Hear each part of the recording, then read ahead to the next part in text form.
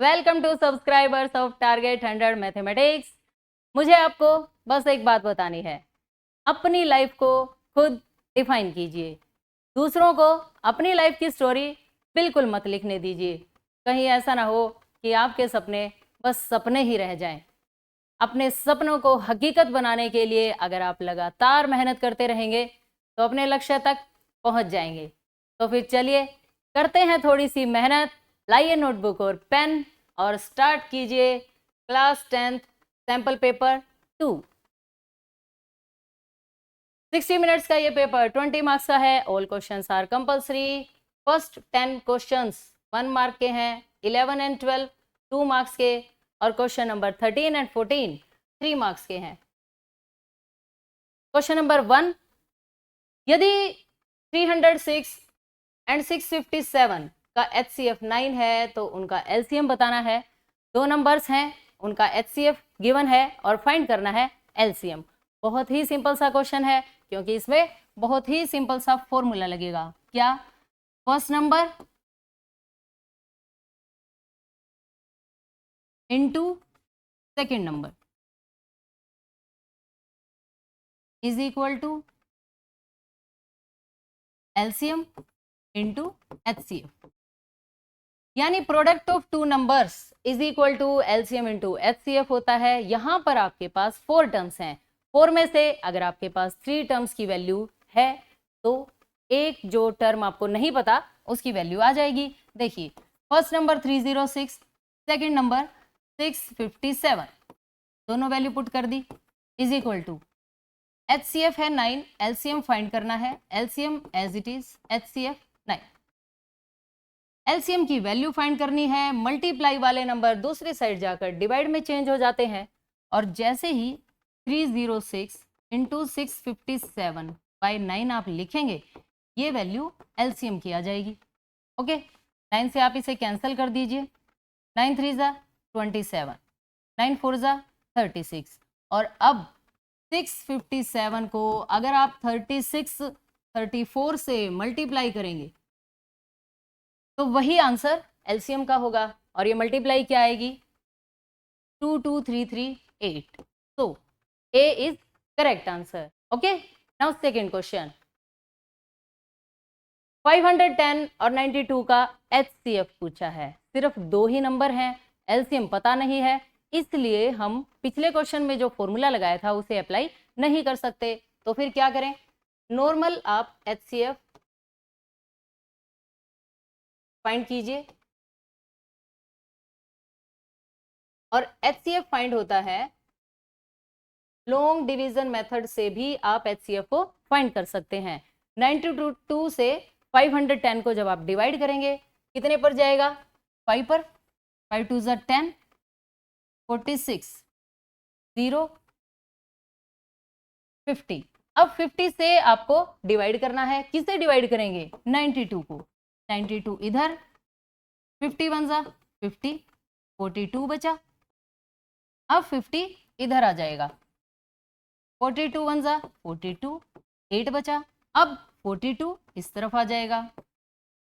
8 से जब आप 42 को डिवाइड करेंगे, 8 5 ज़ा 40, क्या बचेगा? सिर्फ 2, और 2 इस 8 को कंप्लीटली डिवाइड कर देगा। 2 4 ज़ा 8। ओके, तो HCF विल बी 2। आंसर ये A is correct answer. Okay, now third question. बिल्कुल ही सिंपल सा क्वेश्चन है। दो रेखाएं, 2 लाइंस की इक्वेशन गिवन है, एक बिंदु पर प्रतिच्छेद करती हैं, तो निम्न में से कौन सा सत्य है? आपको ये बताना है इन चारों में से कौन सा ऑप्शन सही है। कंडीशन क्या है? एक बिंदु पर प्रतिच्छेद करती हैं, intersect each other at 1 point. ये कब होता है? जब A1/A2 not equal to B1/B2 हो। सो A इज करेक्ट आंसर। इस केस में क्या होता है? लाइंस कहाँ इंटरसेक्ट करती हैं? एक लाइन के ऊपर ही अगर दूसरी लाइन का ग्राफ आ जाए तब ये वाली कंडीशन होती है, और इस कंडीशन में क्या होता है? लाइंस पैरेलल होती हैं, यानी समांतर। उन दोनों लाइंस का कोई सॉल्यूशन नहीं होता। ओके, क्वेश्चन नंबर 4, यदि समीकरण के 2 बराबर मूल हैं तो k की वैल्यू फाइंड करनी है। बहुत ही सिंपल सी बात है, मूल बराबर यानी रूट्स इक्वल कब होते हैं? जब d की वैल्यू 0 हो, और d कब आता है? जब आपके पास ABC हो। a की वैल्यू 2, b की वैल्यू k और c की वैल्यू 3। d का formula b square minus 4ac is equal to 0। b की वैल्यू k लिखेंगे, a की वैल्यू 2 लिखेंगे, c की वैल्यू 3 इज इक्वल टू 0। 4 2 ज़ा 8, 8 3 ज़ा 24, माइनस का 24 राइट साइड जाकर प्लस के 24 में चेंज हो जाएगा। और अब हमें फाइंड करना है k, इसलिए हम क्या करेंगे? के रूट लेंगे, अंडर रूट 24।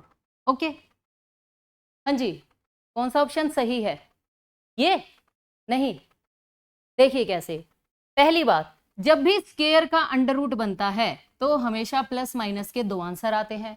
दूसरी बात, 24 को आप लिख सकते हैं 4 इंटू 6। ये 4 अंडर रूट से बाहर आकर 2 बन जाएगा और आंसर आएगा प्लस माइनस 2 अंडर रूट 6। तो कौन सा ऑप्शन सही हुआ? ये A इज करेक्ट आंसर। यानी k की वैल्यू अगर ये हुई तो इस समीकरण के 2 बराबर मूल होंगे।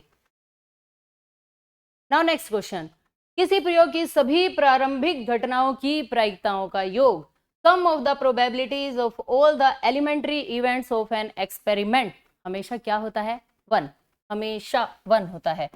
तो B is correct answer. Now next question, true false के 2 क्वेश्चन है, क्वेश्चन नंबर 6 एंड 7।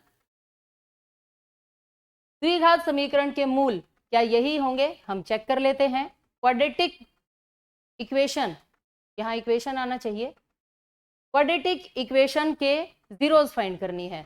तो देखिए 6x² minus x minus 2 is equal to 0। 6 और 2 की मल्टीप्लाई 12 आएगी, 12 के फैक्टर हम बनाएंगे, 4 3 ज़ा 12 होता है। अब 4 और 3 पता लगने के बाद हमें चेक करना है साइन। इन्हें ऐड या सब्ट्रैक्ट करने से माइनस का 1 आना चाहिए, यहां से पता लगता है। माइनस का 1 कब आएगा? जब माइनस का नंबर बड़ा होगा। तो इसे क्या करना पड़ेगा? प्लस। इन दोनों के पीछे x लगाइए और ये नंबर्स आपको माइनस x के फैक्टर्स मिल जाएंगे। First term as it is, इसके प्लेस पर माइनस 4x प्लस 3x लिखा जाएगा और last term as it is. Okay, इन दोनों टर्म्स में से क्या कॉमन आएगा? 2x, और कॉमन लेने का क्या मतलब होता है? डिवाइड करना। 2 3 ज़ा 6, एक x बाहर चला गया, एक बच गया। 2 2 ज़ा 4, ये x कहाँ है? बाहर, ब्रैकेट बंद, प्लस इन दोनों टर्म्स में से कुछ भी कॉमन नहीं आ रहा, और जब कुछ भी कॉमन नहीं आता तो 1 लिखा जाता है। ओके, ये दोनों ब्रैकेट्स अगर सेम आ जाती हैं इट मीन्स आपकी कैलकुलेशन बिल्कुल सही है। इसे आप कॉमन लिखेंगे 3x माइनस 2, और क्या बचेगा? 2x plus 1। ओके, अब इन दो नंबर्स की प्रोडक्ट 0 है, either first number is equal to 0 और second number is equal to 0। 3x minus 2 को जब आप 0 के इक्वल लिखेंगे, माइनस 2 राइट साइड आकर प्लस 2 में चेंज हो जाएगा, मल्टीप्लाई वाले डिवाइड में, यानी एक आंसर आ गया 2/3। सेकेंड, 2x प्लस 1 को जब आप 0 के इक्वल लिखेंगे तो प्लस का 1 राइट साइड जाकर माइनस 1 में चेंज हो जाएगा, और मल्टीप्लाई वाला 2 डिवाइड में, यानी ये है दूसरा आंसर। और हमें आंसर्स क्या क्या चाहिए?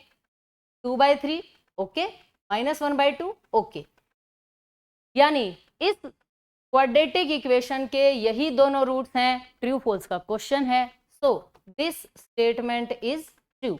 ओके, क्वेश्चन नंबर 7, एक पासे को एक बार फेंका जाता है, विषम संख्या प्राप्त करने की प्रायिकता 1/2 है या नहीं? ट्रू फॉल्स का क्वेश्चन है, सिंपल सी बात है। जब भी आप एक डाई को थ्रो करते हैं, ओड नंबर आने की क्या प्रोबेबिलिटी होती है? एक डाई पर कितने नंबर्स होते हैं? 6, 1 2 3 4 5 6।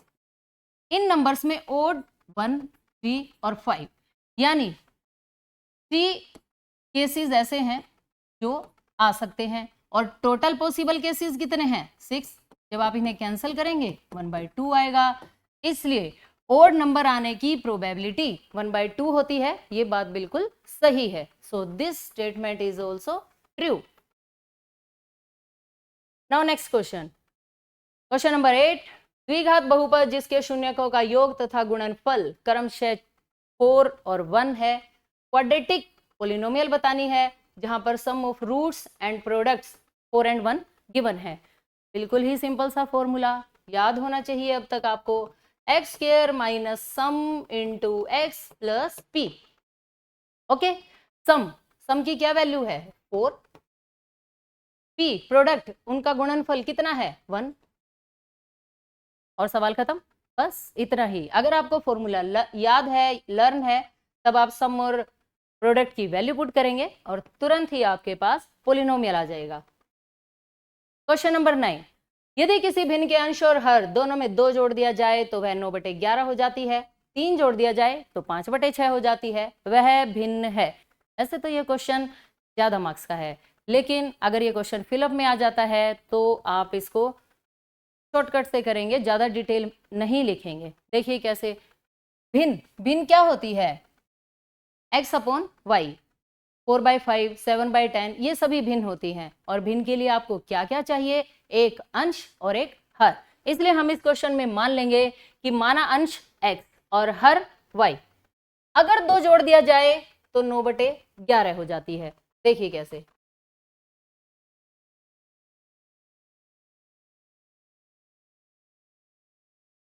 मैं इसे आपको पूरा डिटेल में बता दूंगी कि अगर ये क्वेश्चन ज्यादा मार्क्स का आता है तो भी आप इसे कर पाए। माना भिन्न का अंश x और हर आपने मान लिया y, तो भिन्न क्या बन जाएगी, x अपॉन वाई।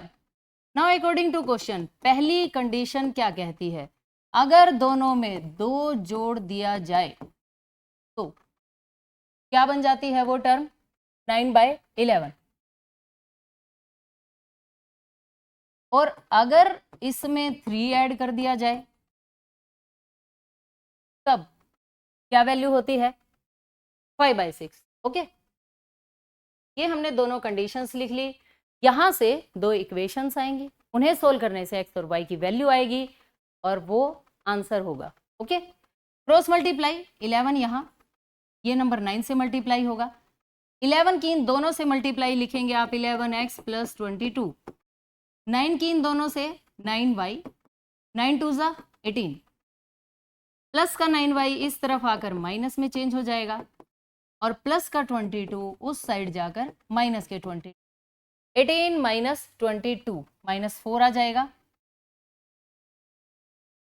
यहां लिख दीजिए 11x माइनस 9y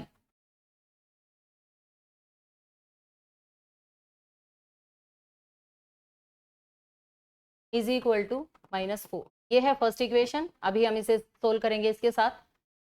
6 की मल्टीप्लाई इधर, y प्लस 3 इधर मल्टीप्लाई होगा, 6x प्लस 6 3 ज़ा 18, 5y प्लस 5 3 ज़ा 15, प्लस का y इस तरफ आकर माइनस में चेंज हो जाएगा और प्लस का 18 इस तरफ आकर -18 में, यानी सेकेंड इक्वेशन आएगी 6x माइनस 5y माइनस 3। ये है सेकेंड इक्वेशन। ओके, अब इन दोनों इक्वेशंस को आप किसी भी मेथड से सोल्व कर सकते हैं। मान लीजिए हम इसे सोल्व करते हैं, फर्स्ट इक्वेशन को मल्टीप्लाई कर दी जाए 6 से और सेकेंड इक्वेशन को मल्टीप्लाई कर दी जाए 11 से। ऐसा करने से क्या होगा, x की वैल्यूज बिल्कुल सेम हो जाएंगी, हम उन्हें कैंसिल करेंगे, वहां से y की वैल्यू आएगी, y की वैल्यू को किसी भी इक्वेशन में पुट कर देना, x की वैल्यू आ जाएगी। ओके, तो अब इक्वेशंस कैसे सोल्व होंगी, मल्टीप्लाइंग इक्वेशन 1, समीकरण 1 को 6 से और 2 को 11 से गुणा करने पर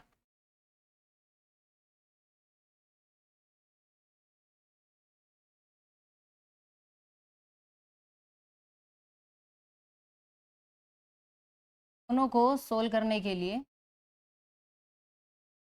थोड़ा सा स्पेस बना लेते हैं हम। देखिए, समीकरण 1 को गुणा करना है 6 से, ये लाइन आप लिखेंगे, समीकरण कब लिखेंगे, जब ये क्वेश्चन ज्यादा मार्क्स का आएगा। समीकरण 1 को 6 से, 2 को 11 से गुणा करके घटाने पर। इन दोनों इक्वेशंस को आपको माइनस करना है, सब्ट्रैक्ट करना है।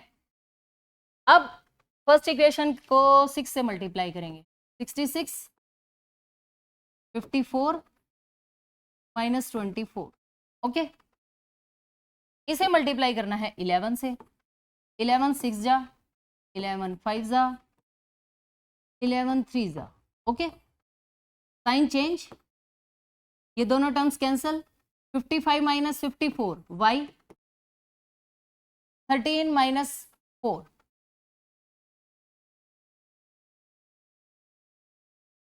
6, वाई की वैल्यू 9,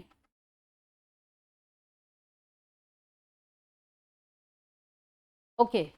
वाई की वैल्यू इस 9 को हम पुट कर देंगे किसी भी इक्वेशन में। मान लीजिए हम इसे पुट कर देते हैं सेकेंड इक्वेशन में। यहां पुट कीजिए समीकरण 2 में रखने पर,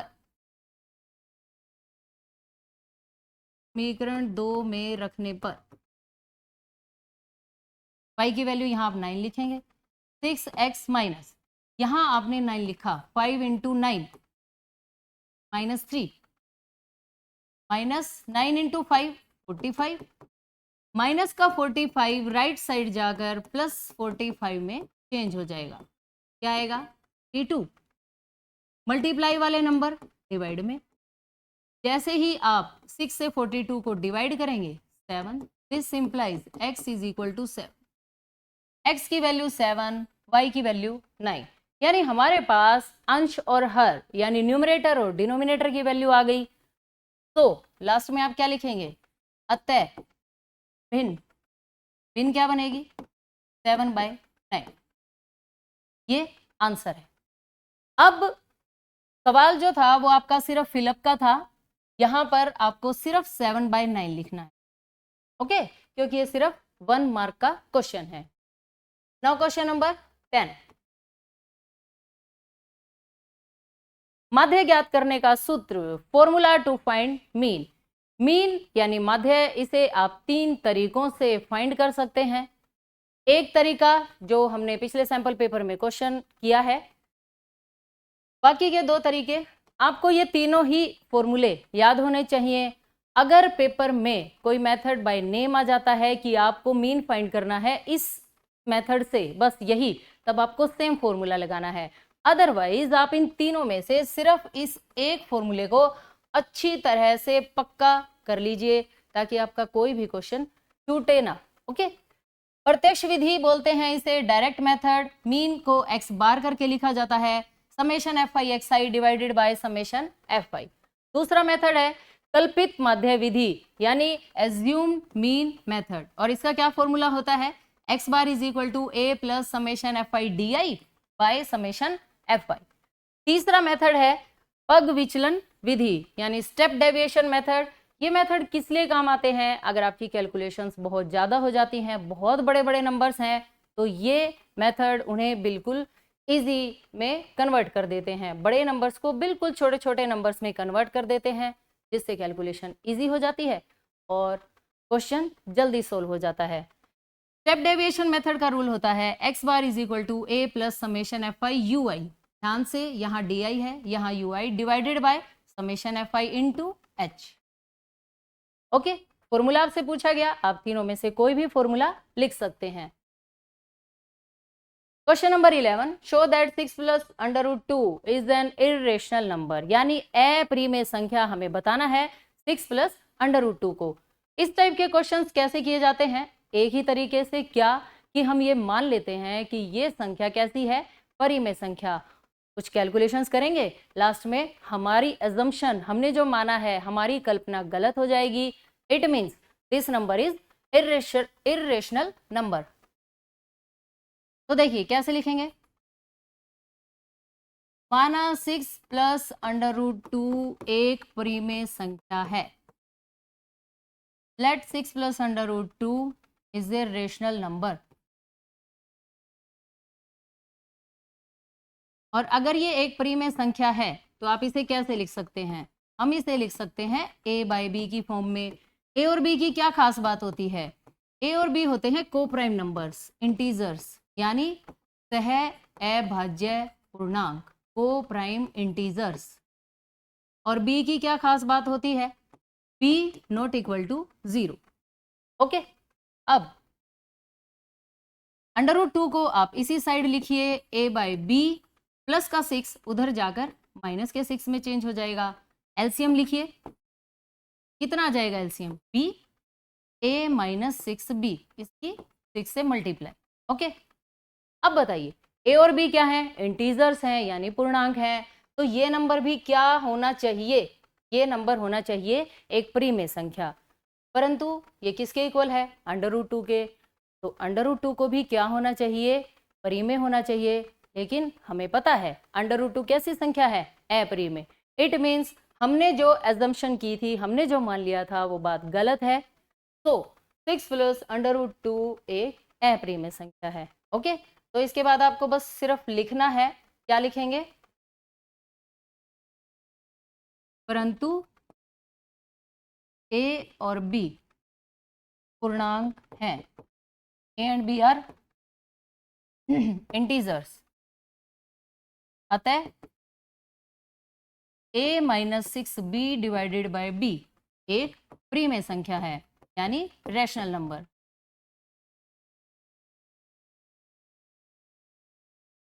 परिमेय संख्या है। ओके, अब इसका क्या मतलब हो जाएगा, दिस सिंप्लाइज √2 भी एक परिमेय संख्या है।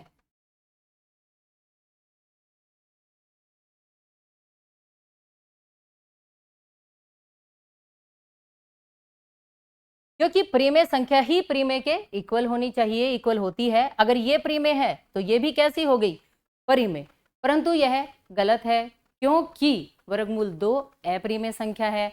ये लाइन आप खुद अपनी नोटबुक में लिख लीजिए। अतः हमारी कल्पना गलत है और 6 प्लस √2 एक कैसी संख्या आ जाएगी, अपरिमेय संख्या। ओके, बस इतना ही आपको लिखना है। Now question number 12, for what value of k the roots of the quadratic equation are equal, k की किस वैल्यू के लिए इस इक्वेशन के रूट्स इक्वल होंगे। फिर से वही बात है, रूट्स कब इक्वल होते हैं, जब d की वैल्यू क्या हो, 0, और d कब आता है, जब आपके पास ABC पता हो। a की वैल्यू जहां कुछ नहीं लिखा होता वहां 1 मानी जाती है। b की वैल्यू बताइए -k, c की वैल्यू बताइए 9। Okay, roots will be equal, इसके मूल बराबर होंगे, roots will be equal, roots will be equal यानी मूल बराबर होंगे यदि d की वैल्यू क्या हो, 0। d का फॉर्मूला क्या होता है, b² - 4ac is equal to 0। b की वैल्यू बताइए -k, और -k का स्क्वायर k², -4, a की वैल्यू 1 और c की वैल्यू 9, 1 × 9 इज इक्वल टू 0। 9 4 जा 36, -36 राइट साइड जाकर प्लस के 36 में चेंज हो जाएगा। अब बताइए, जब भी स्क्वायर हटाते हैं तो अंडर रूट का यूज करते हैं, और जब भी अंडर रूट का यूज होता है तो हमेशा प्लस माइनस के 2 आंसर आते हैं। 36 का अंडर रूट क्या होगा, 6, इसलिए k की वैल्यू क्या आ गई, ±6। ओके, k की वैल्यू पूछी थी वो आपने बता दी। अगर k की ये वैल्यू हम लिख लेंगे तो रूट्स कैसे हो जाएंगे, equal. Now question number 13, the following table gives the literacy rate in percentage of 35 cities, find the mean literacy rate. ये एक डाटा गिवन है, 35 नगरों की साक्षरता दर दे रखी है और हमें बतानी है माध्य साक्षरता दर, माध्य यानी मीन। बड़ा ही सिंपल सा सवाल है। मीन का फॉर्मूला अभी आप पढ़कर आए हैं, पहला फॉर्मूला डायरेक्ट मेथड। देखिए, ये हमने टेबल बना ली, ये है साक्षरता दर, ये है नगरों की संख्या। एक 2 कॉलम आपको और बनाने हैं, एक XI का, एक FI XI का। देखिए XI कहाँ से आता है, XI होता है इसका मिड पॉइंट। अगर आप डायरेक्ट मिड पॉइंट फाइंड कर सकते हैं, हमें साफ साफ जैसे यहाँ दिखाई दे रहा है इन दोनों के बीच में 50 है, तो आप 50 लिख दीजिए। और अगर कभी आपको ना पता चल रहा हो कि मिड पॉइंट क्या होगा, तब आप उन दोनों नंबर्स को ऐड करके अगर 2 से डिवाइड कर देंगे तो मिड पॉइंट आ जाएगा, यानी XI की वैल्यू। इन दोनों टर्म्स के बीच में 10 का डिफरेंस है, तो जब आपके पास पहली वैल्यू आती है उसमें अगर आप 10 ऐड कर देंगे तो अगली वैल्यू आ जाएगी। 60 में 10 ऐड कर दीजिए, 70, 80, 90। ओके, अब हमें एफ आई और एक्स आई की मल्टीप्लाई करनी है। ये है एक्स आई की लाइन और ये है एफ आई की लाइन।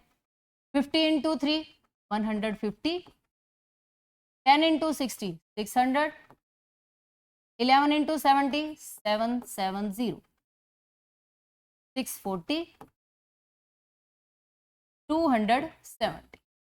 ओके, जब आप इन दोनों कॉलम को ऐड करेंगे, एफ आई को और एक्स आई एफ आई को, इन सब का सम, और इन सब का सम आपको यहां लिखना है। इसका सम आ जाएगा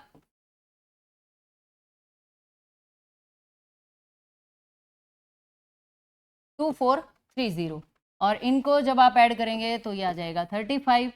ये है समेशन एफ आई और ये वैल्यू है समेशन एफ आई एक्स आई की। ओके, माध्य यानी मीन, माध्य का क्या फॉर्मूला होता है? Summation F I x I divided by summation F I. इसकी वैल्यू 2430 डिवाइडेड बाय 35। 5 से ये टर्म्स कैंसिल होती हैं, तो 5 7 जा, 5 4 जा, 5 6 जा, 486 बाय 7। ओके, 7 से 486 को डिवाइड कर लीजिए, वो हमारे पास माध्य साक्षरता दर आ जाएगी 69.43%, which is required answer. Understand? Now next question. इसी क्वेश्चन की चॉइस में मैंने एक और एक्स्ट्रा क्वेश्चन डाल दिया है। देखिए कैसे। यदि नीचे दिए हुए बंटन का माध्यक 28.5 हो तो x और y की वैल्यू फाइंड करनी है। टेबल गिवन है, और अच्छी बात यह है कि अब की बार हमारे पास माध्यक यानी मीडियन की वैल्यू भी दे रखी है। तो फिर फाइंड क्या करना है?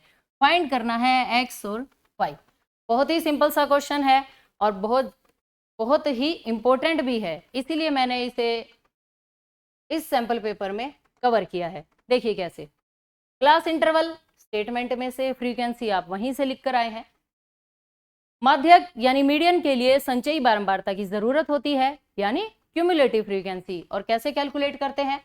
First term as it is, x को जब आप इसमें ऐड करेंगे तो ये बनेगा x प्लस 5, 20 ऐड कीजिए x प्लस 25, 15 ऐड कीजिए x प्लस 40, अब y भी ऐड हो जाएगा x प्लस वाई प्लस 40। अब 5 ऐड करना है x प्लस वाई प्लस 45। और अगर ये दोनों टर्म्स इक्वल आ जाती हैं तब हमारी कैलकुलेशन बिल्कुल सही होती है। लेकिन अब यहाँ तो x और y हैं, यहाँ 60, और हमें x और y की वैल्यू फाइंड करनी है। सबसे पहला काम आप ये करेंगे, इन दोनों टर्म्स को इक्वल रखेंगे। x plus y plus 45 is equal to 60। Okay, plus का 45 राइट साइड जाकर माइनस में चेंज हो जाएगा। 60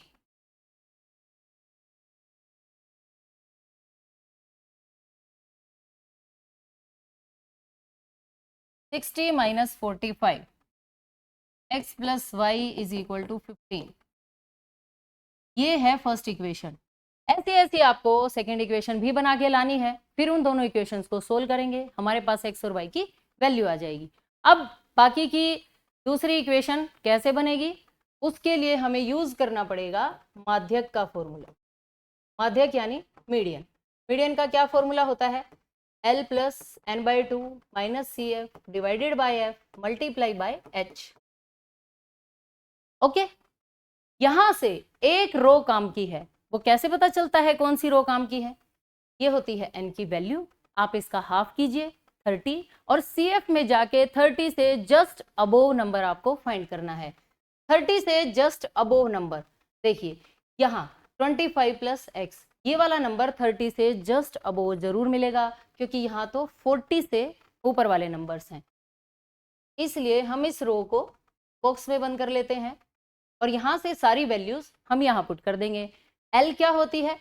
लोअर लिमिट यानी 20 प्लस n/2, n की वैल्यू 60 है और 60 का हाफ कितना होता है? 30।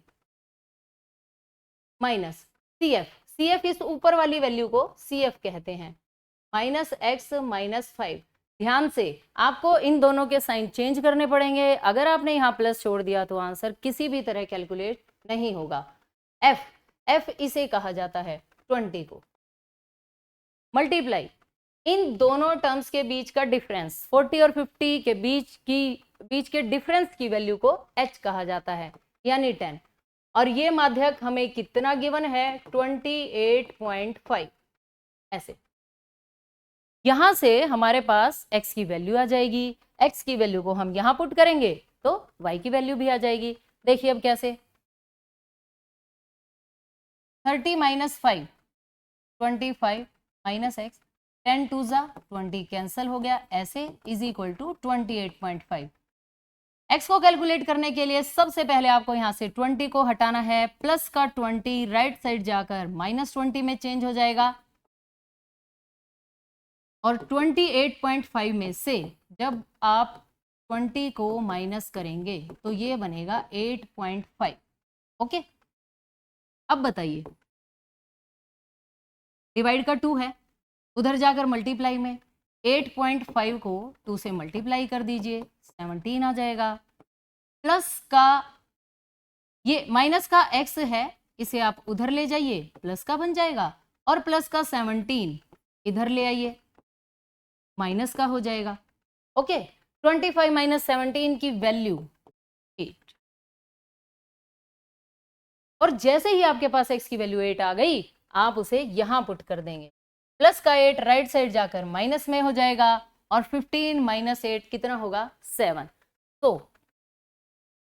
15 माइनस 8 इज इक्वल टू 7। यहां से हमने y कैलकुलेट कर लिया, यहां से x की वैल्यू आ गई, और इसी के साथ ये क्वेश्चन फिनिश था ना, बिल्कुल इजी क्वेश्चन। और ये उससे भी इजी क्वेश्चन आ गया, प्रोबेबिलिटी का क्वेश्चन है, बिल्कुल सीधा सिंपल है। एक पेटी में 90 डिस्क हैं जिन पर 1 to 90 नंबर्स लिखे हुए हैं, हमें एक डिस्क अपनी मर्जी से बाहर निकाली, इस बात की प्रोबेबिलिटी बतानी है कि इस डिस्क पर जो नंबर होगा वो 2 अंकों की एक संख्या होगी, एक पूर्ण वर्ग संख्या होगी, या 5 से विभाज्य एक संख्या होगी। बहुत ही सिंपल सा क्वेश्चन है, कैसे करेंगे आप इसे? टोटल डिस्क यानी कुल डिस्क कितनी है 90। सबसे पहले जो आपको बताना है वो है 2 अंकों की एक संख्या। तो आप ये देखिए, 2 अंकों की संख्या, 2 डिजिट नंबर्स,